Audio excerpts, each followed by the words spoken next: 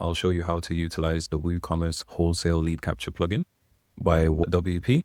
Let's get straight into it. For example, here we're on the default account page, right?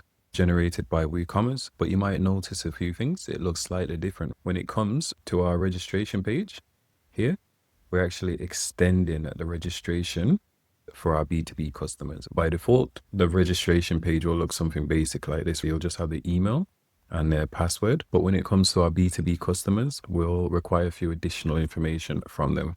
From here, we can choose from, let's say, individual customer or B2B account. Let's select a B2B account here. Straight away, we can see a few additional fields, right? So we need a company name, address, state, and so on.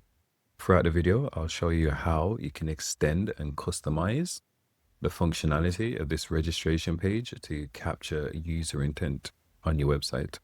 If you wanted to create a standalone registration page, we can do it by embedding our shortcode. So on this particular URL, we've got a login form and we've also got a registration page.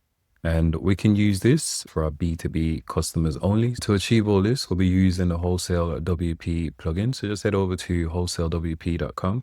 I'll leave a link in the description below. And with that being said, let's head over to our dashboard. Assuming you've already got the WholesaleWP plugin installed and activated, next, we just need to navigate down to WholesaleWP and we'll go ahead and select registration. From here, we've got a few roles here and we can go ahead and add additional role by clicking on role here.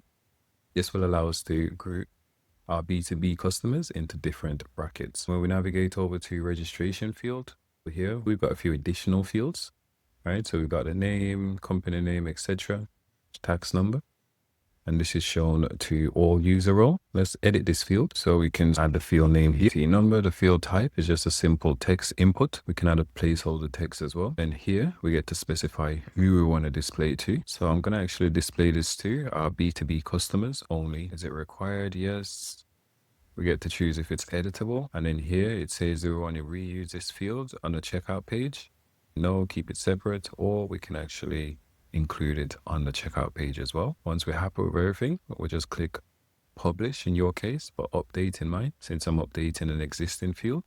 Let's go. All right, so we'll go back to our registration fields page. All right, so here we've got a list of all the different fields and we can see which roles it actually applies to. The number field here. And when we reorder it, so the change, right, we can reorder the fields to suit our requirement.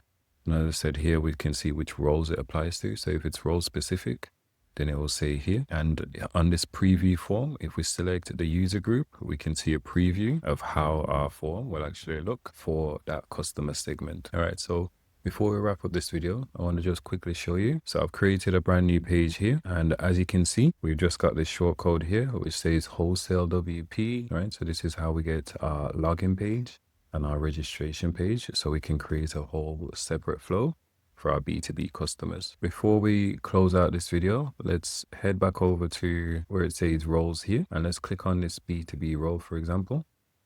All right, and when we scroll down, we get to specify the behavior of this particular field. So here we can see that it does require admin approval and the role's active, right? You can also say manual approval for all users within this group. And we want to automatically add them to our wholesale group, right? So in our wholesale group, this is where we'll add various different payment options, different pricing options, and so on. And we can go ahead and update this. All right. And this brings us to the end of this video. Like and subscribe for more videos like this. And if you've got any questions, leave it in the comment box.